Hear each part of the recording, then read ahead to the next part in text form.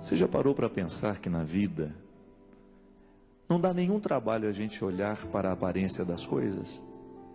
Não requer muito esforço de nós. Olhar para o aspecto exterior é muito fácil.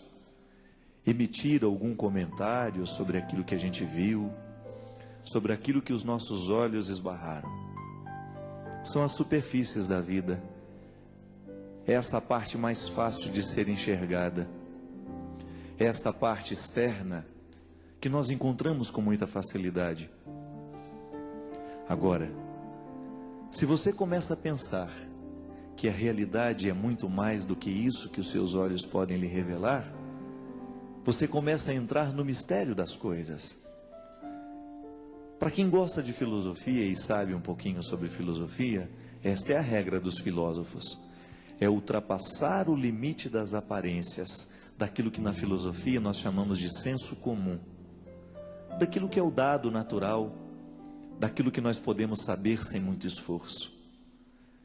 Mas a sabedoria nos ensina, e a filosofia nos encaminha para isso, que todas as vezes que nós ultrapassamos a superfície da realidade, nós somos presenteados com um pensamento de profundidade, com aquele conhecimento que vai além do que os nossos olhos podem enxergar.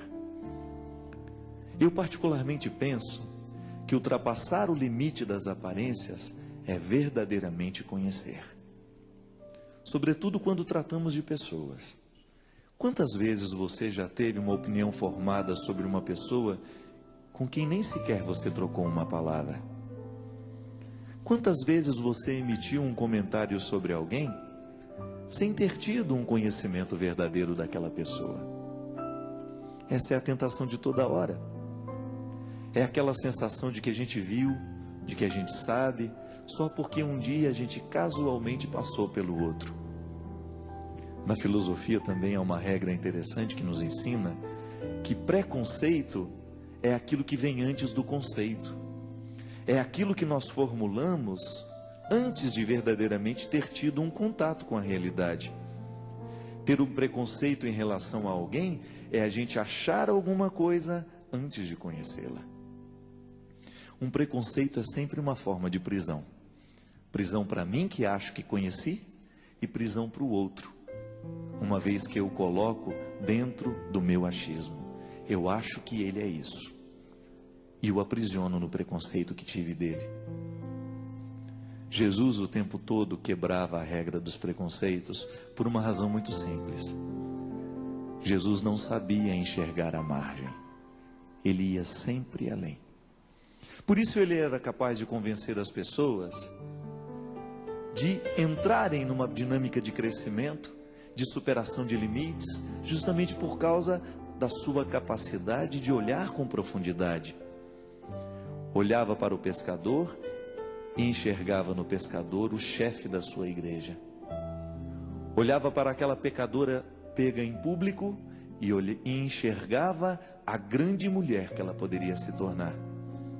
Porque se Jesus parasse apenas na aparência das pessoas que ele encontrou ao longo da sua vida, não teria acontecido muita coisa. O seu dom de enxergar com profundidade. Você deve ter sido na vida, muitas vezes, vítima dos olhares apressados. Todos nós somos. E quanto mais vista é uma pessoa, maior é o número de preconceitos que existem em relação a ela. E não há problema nisso. Não há problema em entender que o preconceito existe. O problema é quando nós permitimos que o preconceito do outro seja também nosso. Não. Aí nós incorremos no erro de repetir a história de maneira estranha, errada. Você deve ter sido vítima de muitos preconceitos já. E sabe o quanto dói na sua pele a pessoa achar que você é isso, achar que você é aquilo? Já sofreu na carne. Já sofreu, eu tenho certeza. Então, comece corrigindo os preconceitos do mundo, deixando de achar sobre os outros e procurando, quem sabe, conhecê-los. Ao invés de formular alguma opinião sobre aquela pessoa, dê-se o trabalho de uma primeira pergunta: Quem é você mesmo? Como é seu nome? Os grandes amigos da nossa vida entram a partir de perguntas simples. Quando nós quebramos aquela aparência, aquela margem, e nós entramos então na possibilidade de conhecer os avessos. A minha mãe me ensinou uma coisa, que toda vez que ela ia comprar um tecido, ela não só olhava a parte bonita do tecido, ela olhava o avesso também. Sabe por quê? A qualidade do tecido não é só a aparência dele. O que vai fazer o tecido verdadeiramente valer é o avesso, porque o avesso é que dá a fibra da sustentação. A beleza, ela só é verdadeiramente duradoura se ela tem um avesso que segura.